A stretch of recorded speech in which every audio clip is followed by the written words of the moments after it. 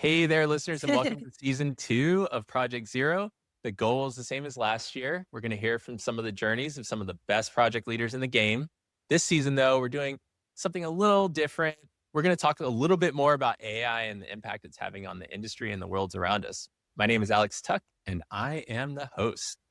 I'm here with co-founder and chief operating officer at Humanitru, Megan Newman. Welcome to the podcast, Megan.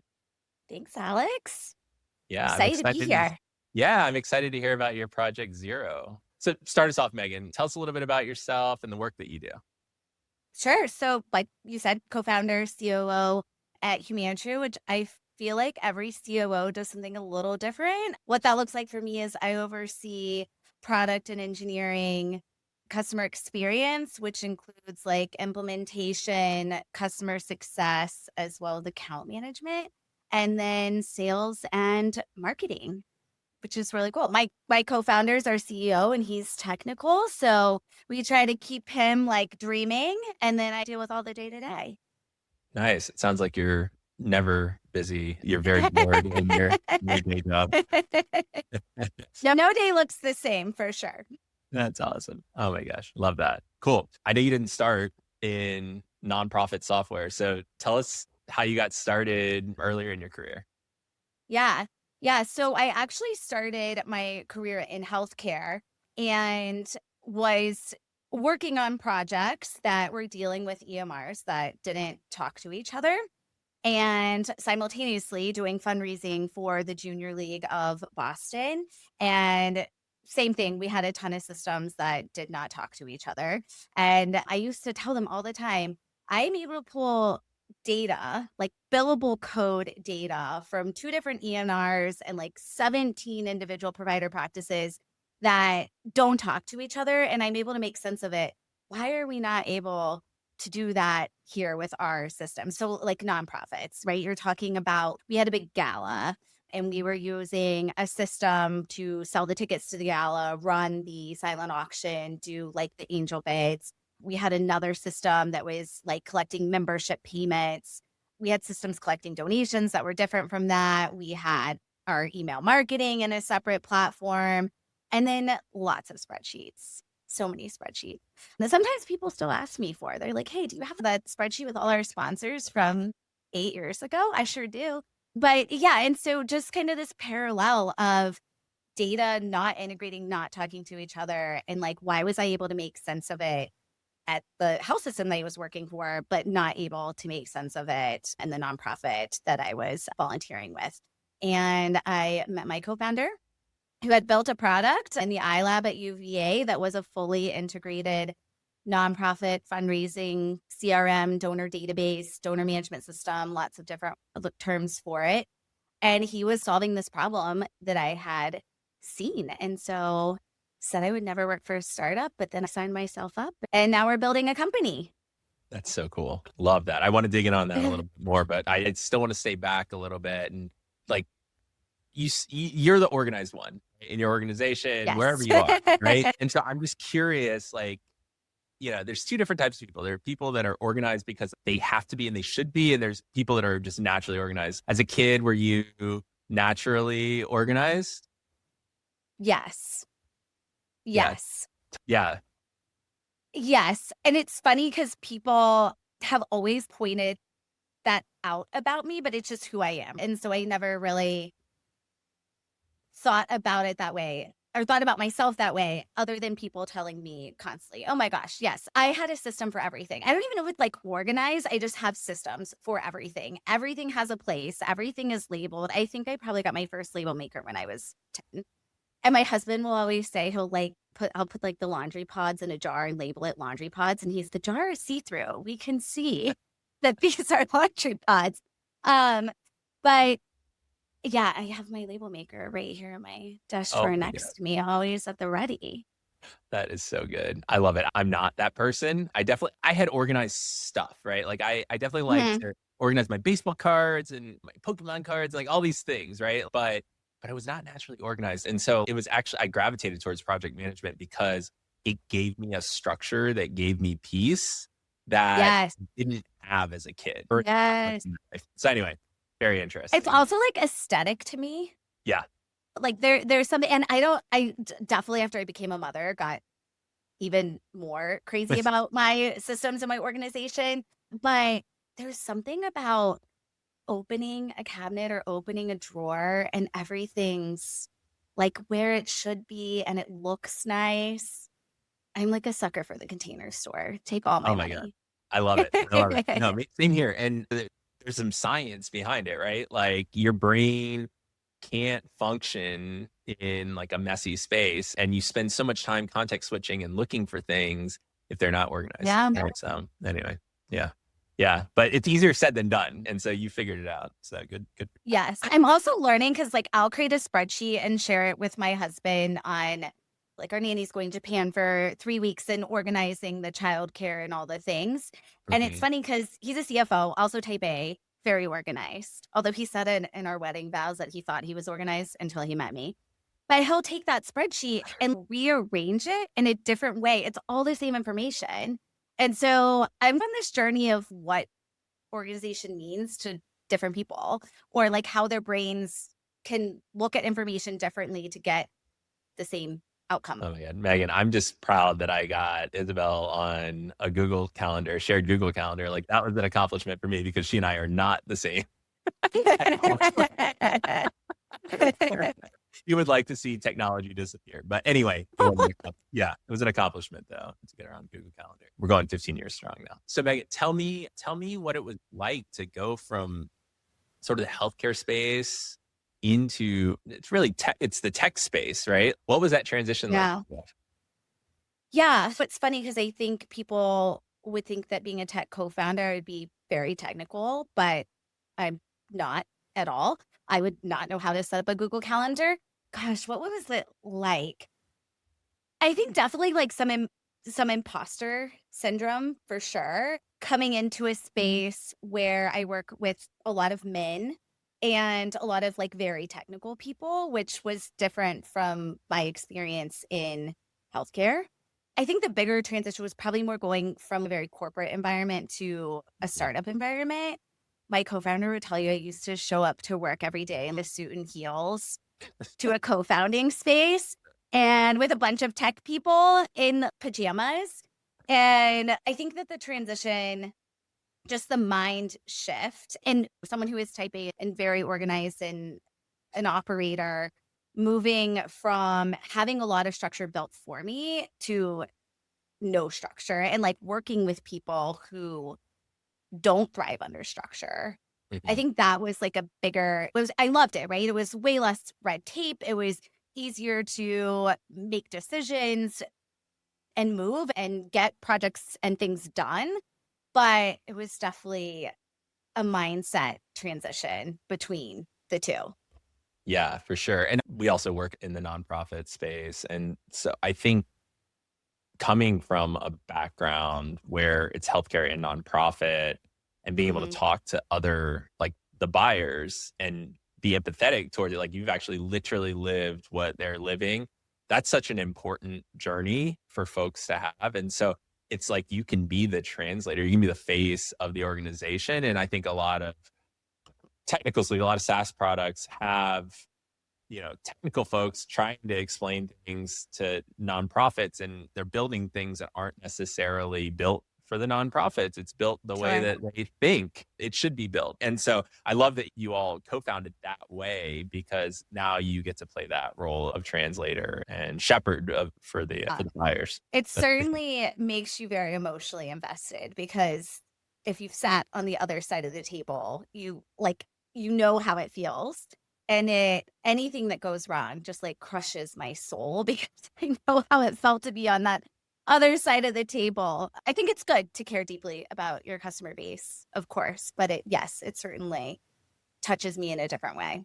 Oh my God. Yeah. Like I run a small nonprofit too that I co-founded 17 years ago, and same deal. Oh my God, I have 20 different systems that I'm trying to like manage and get all the data into my one central system. And it's so frustrating. And there's a solution for that now. And so, yeah, exactly. So fun, good stuff. Cool. Let's get into your Project Zero. That's what people come to hear about. And so for any of the listeners, this is your first time listening to the podcast.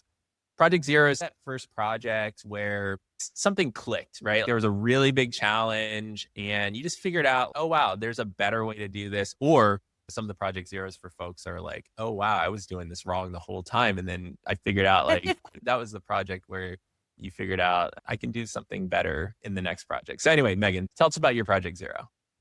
Yeah. I feel like I have two because I essentially had two completely separate careers that if you ever looked at my resume, you're like, how did you go from here to here? But so like my true like early career project zero was I was managing care teams for a foundation, and care teams for my first one was for a quadriplegic patient and like newly quadriplegic. So we were like quite literally like dealing with transportation, accommodation. So getting them into a condo that had to be renovated for a wheelchair to be able to go into a shower. We were having to purchase medical equipment, set up a care team, implementing some technology for how to manage that care team, medication management. When you've got caregivers in and out, how do you stay compliant? The stakes are so high, right? On that kind of a thing. Or we were in Boston. They got what, 30 something inches of snow last week. What do you do when no one can get to work and this person can't feed themselves? Yep. So that was like my first kind of establishing myself in learning how to manage a very complex project where the stakes were really high. Second project zero would be building a company. Yeah. Easy one. Yeah. Yes. Like I was not like clinically trained to be a project manager or even work in operations. I did my undergrad in biology and Spanish. Love it. Yes. And then I did go back to grad school and do a master's in healthcare administration, which certainly helped. But for me, it was really just like hands-on, learn as you go. A new problem comes up. Okay, what do we do about this? It was wild. Yeah. Oh my goodness. I can only imagine. So you're actually the second person that I've interviewed this season that worked in care management. And it's really, if people don't work in the healthcare space, they're not going to understand what this looks like. But everyone understands Sure. that, okay, I have this problem and that problem. And like ideally, the care would be coordinated, and especially in mental health and like with something like quadriplegics, that system, the coordination is so important. But it is Yeah. the ultimate project management challenge. Right? Like it is Yeah. so great. Like it is It's unbelievable. complex. Yeah. Yeah. And it's that if you're not a clinician, how do you even know what you don't know That's about right. this patient's care or even like the government side of things? So if we have government healthcare in Massachusetts, so getting them on those systems, right? To how do we pay for all of this stuff? It was everything from finances to clinical management to managing personnel, right? That was my Yeah. first experience in managing people, which Yeah. was probably the hardest part, actually. Yeah. And honestly, this is just a complete knock on our healthcare system right now, which I don't mean it to be, but it just is. If you don't code it, it's not going to get paid for. Even if it's Right. even if it's a government system, like still, if it's not coded properly, like it's going to get automatically rejected. And then that's part of care coordination is just getting that. Yeah. In Oh, the yeah. right format. It's crazy. But yeah, what a good way to learn how to get organized, like in a work environment. And then I find that like people that work in that space are like have awesome transferable skills to do what you're doing now, where you're running pretty much everything but the technology at the organization now. And so not pretty much, you are literally running everything but the technology at the organization. And even then, like you're leading like the implementations of it too. So you're feeding that information back. Yeah. Tell me a little bit more about founding, what the first products looked like, how you kept iterating, and was there a product 2.0? Tell us a little bit about Humanitru. Yeah. No, we've added like features and some kind of AI-ish tools into the platform, but product-wise, it's always been what it was. My focus has been more on the go-to-market side. But like I said, my co-founder is brilliant, like a genius coder, right? So He built the product in college as a college project and then wanted to turn it into a business, which is at the point in time when we met, but didn't have any customers. And I remember I was going to do a demo, and I've never demoed anything, right? Like, I'm coming from healthcare. And like I said, I'm not as technical as you would think for being the co-founder of a tech company. And that night I was like, okay, we need a process for this. What is our demo process going to be? So I sat down and built a demo process, pre-AI, of course. And then we got a customer. I was like, okay, how are we Awesome. going to collect how are we going to collect payments? Huh. How are we going to onboard this customer? How are we going to how are we going to do their implementation? How are we going to train them? There's no help center, while also still trying to look like a legitimate company, right? When it's just you and your co-founder doing all the work. So then I had to build a playbook for that process. And then we went out and raised a little bit of capital. And so then we had money to hire. And so then it was standing up what that process looked like, which is funny because we just raised capital again last year, and we raised, we hired, sorry, not raised. We hired probably 20 people in 3 months. Crazy. And so it was like, okay, we need an applicant tracking system. We need an onboarding tool. We need some way to find out how to compensate people. We need job descriptions. What is our interview process? Are we standardizing it? Are we not? I read so many books, but then had to make decisions there and stand all of that up. I would love to say that I was a little more proactive in thinking these things through, but we closed the capital, and first day after that, I was like, okay, we got to deploy this money. How are we going to do all this? And we need 9 new systems and 9 new processes. And you're just constantly building. Yeah. Building and then executing with each new thing that passes. And we're now in a really fun stage where we've hired a lot of people from the nonprofit tech industry that have a lot of experience, both in building and executing. So now I've got actual experts on my team, which has been a big shift for me, not like hands on the keyboard doing, and actually letting these people run their teams and learning how to be more of like a coach and supporting them. It also has me doing a lot of projects because I want them focusing on like their teams and their playbooks and redoing all the playbooks that I built back in the day that are no longer relevant. And so that's what I want them focused on. So if there's any like big, hairy project, that's what I'm taking on these days. It's so fun. I love that. That is I love hearing founder journeys because it's the founder. And so Yeah. it's funny because I run a project management company, right? So we're expected to have the highest caliber project management processes. And frankly, we're small and scrappy, or we have been, and we've gotten more mature over time. But we're doing the same thing. It's like, all right, we haven't needed to have these robust processes like our clients need to have that are 200-person companies. Right. But now we do. We're starting to get bigger. And so now we need to start building these things. And it's such a fun challenge, right? But if you just treat it like a project, all right, we got to do this thing by this time. We have this budget. Let's break down the steps and tackle it. Like when you just take it bite-sized like that, it's really pretty easy, right? Because you just create the tasks, you create the right tasks, and then you just do. Yeah. If you don't do that, it's ugly. It goes sideways really quickly. So. Yes. Yes. Yeah. No, so tell me this. So I know that you have most of your project leaders in your organization are called product managers, and they have this like hybrid responsibility of like BA requirements gathering / like running the projects and the implementations. Tell us, like, what do you think the number one skill is for those folks? Critical thinking. Okay.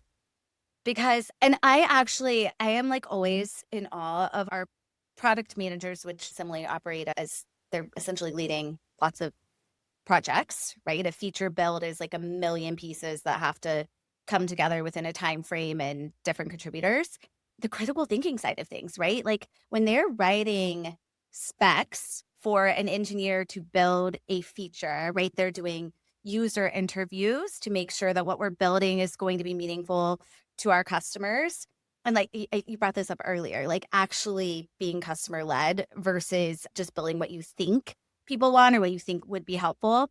And they're taking like this very human experience and turning it into technical specifications for someone who is very technical to build. And engineers are so Yeah. literal. Yeah. And so like you have to do all the critical thinking skills or critical thinking for the specs. And I am always fascinated that they are able to think of every which way and something could go wrong. So the engineer can build in these stop gaps to make sure that that does not happen. Love it. And that is like the most fascinating. I think it's the most important thing that they do. But it's also so fascinating to me that they're able to just think in that way. Like, what are the implications of we could build this feature 100 ways? What are the implications? What are our customers going to actually adopt? We talk a lot about putting AI into our system. And when we do user groups or we have a customer advisory board, and we're dealing with fundraising, right? So fundraisers, their job is relationships and communicating, right? Talking to people, having coffee with people, writing letters, putting campaigns together, things like that. And they don't feel warm and fuzzy about AI. Yeah. They really don't. And they don't necessarily feel like it can do things better than they can. And so for a technology company, thinking about like how AI can actually be meaningful and then what our customers will adopt, which there's just so much critical thinking and translating that goes into that for our product managers. And I'm just blown away by how they do that. Yeah. Yeah. Product managers are like really good product managers are really hard to find. And Yeah. they're passionate about what the customer wants and needs. I love that. And I will say, like, I've been a fundraiser, and the feature that you all have where you give me my work to do, right? Like you tell me what my highest priority targets are, Yep. is incredible. And if nothing, like, because we don't really know, like we know and we don't know, right? As a fundraiser, okay, we know that these people have donated a lot of money to us and we have to Yep. focus on them. But at the same time, it's like, all right, we've had a lot of touches with this person. There's this person hiding down here, and the data shows that you should really go talk to this person. There's some potential there. Just love that about what you all are building into the product. So, anyway. Yeah. And having also been a fundraiser, our thesis is like everyone manages their major donors pretty well, right? You know who they are, Mhm. you're how they want to be communicated to. Yep. Some of our larger clients, like they've got a whole team just dedicated to their major donors, but those mid-level people that maybe gave $100, $200 at your event, like they've engaged with you over the years, made multiple donations that are not these big, audacious, like $10,000 gifts, Sure. focusing on them. And how do you focus on them? And a lot of our clients have never seen all their data live in one place to even be able to like identify those segments and then prioritize them. So what you're talking about, that prioritization of who to reach out to first, when you've got all that data in one place, it's just so powerful. And we always say fundraise with the data that's in your database. That's right. Like the old days where you used to go out and buy lists and things like that. We're like, if you don't have to do that anymore. Yeah. Here's this whole new world of prospecting opportunity. And we're rolling out an opportunities feature, which is basically project management and pipelining of different donor segments. I love that. Yeah. And like, I love from a philosophical perspective, like just in general, the way that you all approach donor management. Most people are so segmented. Most systems are so segmented, and just being able to see a donor is not just a donor, but a volunteer and a constituent in all ways possible allows for you to see that whole person. And just, I mean, as a donor, right? Like I want to be seen as the whole person. Like I donate a bunch of time to, some groups, but like others I'll give money to, right? And, maybe I will give money to a certain campaign. But if no one ever invites you to the Yeah. event because the fundraiser, you live in a volunteer management platform, the fundraiser doesn't know who you are, there's not even the opportunity to make that ask. So Megan, you talked a little bit about using AI within the organization. Can you tell me, like, how are y'all deploying that across the org so far? Yeah, so we've got a big project and it's morphed a little bit, right? As I'm guessing most projects do. We started out with this idea of our customer success managers who have a book of clients. We believe in a pod model, so they really get to know their people within their pod, and their people have one person to go to. They're not getting redirected in ways where they're like not able to get really strategic with customers because they're spending a lot of time providing support and answering support questions.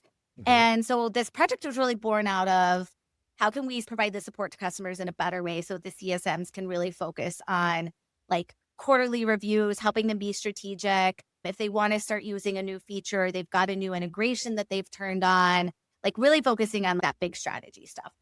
And so I was like, what if we're a Google org. So what if we use Gemini, which is Google's AI tool? Can it connect to HubSpot so that it can read our help center so that when tickets come in, it can answer the questions and the CSMs just have to review for accuracy? And can we train it on the tone that we want and our core values and all these things?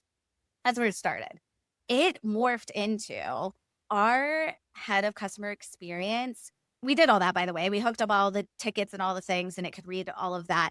And then I said, okay, let's draft all of our support articles in Google Drive before we put them into the HubSpot Help Center so that it can read everything.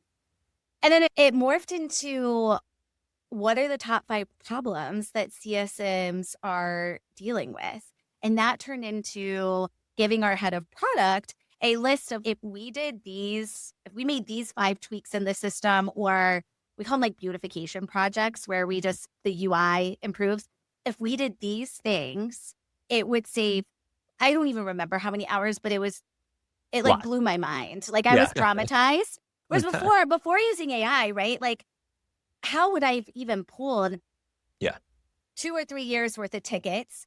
I would have had to assign like a customer sentiment to it.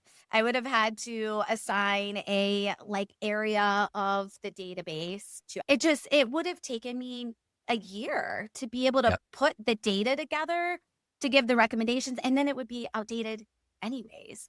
So it went from this idea of like really scaling our support function so that our CSMs could be more strategic for our customers. We hire a lot of people from the industry. We've got people who have been fundraising for 20 plus years, right? So they've got this amazing skill set, and we hired them to be able to be strategic with our customers, but they're being bogged down by this other thing and not able to accomplish that. And so it's amazing how overnight that AI project just changed everything, both in the insights it was able to give us, but like our product direction. We talk a lot about being customer obsessed. I don't know if you feel this as a founder, but sometimes like the thing that keeps me up at night is like, how do I make everyone care as much as I do? Because as you scale a company, right? And we're a virtual company, so there's people that work for us that I don't even know anymore, have a personal relationship with. And so I'm always like, how do I instill in everyone to care so much? And I never dreamed that AI would like really help us on that mission to be customer obsessed, because it's telling us how our customers feel, what about the platform is difficult for them, and then also what tools they're using the most. So if you're going to do a beautification project, where do we start first? While also helping us scale as a company, our CSMs are so much happier, and the project keeps morphing. Like every time we learn, Claude can do actual tasks for you now. So every time we learn a little bit more or ask it something else, something new, it's letting us dream, right? It's not telling us like, here's my 5 features that I have that I can help you with. It's dream big. What else can it do for us? So it's been really fun. And I'm not like a big AI person. This is my first kind of foray into that world. My CEO and co-founder, because he's technical, he's been talking about AI forever. He has all these like, he has like an actual thesis on the whole thing and where it's going to go. And I'm not that person, right? I think the way that you all took the outputs of this AI project and you looked at it critically, right? Like you weren't just like ingesting it and like doing the exercise and then moving on to the next thing. You actually said, oh, wow, these are really interesting insights. How can we take these interesting insights and do more with it? So AI, you're enhancing it with the human mind, right? And I think that's where people miss a lot in AI adoption is like, they're like, all right, I want this bot to do the things. right? And Hmm. and that's the Hmm. creativity that you get from the human. And it's no, like, how do I interact with the outputs of this and get more out of it? I think that's the value that you all have created. And it's a culture, right? And you all have created Yeah. that there, which is cool. Yeah. Yeah. I would say the skill set of the future, but I feel like it's here. Like even early career, that ability to review what AI has produced and then also critically think about what AI has produced. Anyway, Megan, it's been so fun. I think we got some really good content there. How can people get in contact with you? Yeah, I'm terrible at LinkedIn, so emails are definitely best. And my email's megan@humanitru.com. Sweet. Awesome. We'll drop that in the description. Megan, it was awesome to have you on the show. It was really interesting insights. It was awesome to hear a little bit about the product and the direction that you all are going with it. Yeah, thanks for all your stories and advice. Thanks, Alex. Always fun to get to chat with you. Yeah, cool. All right. And thanks to all of you who joined us today for Project Zero. Be sure to subscribe to Project Zero wherever you get your podcasts, and we will catch you next time with another great project leader story.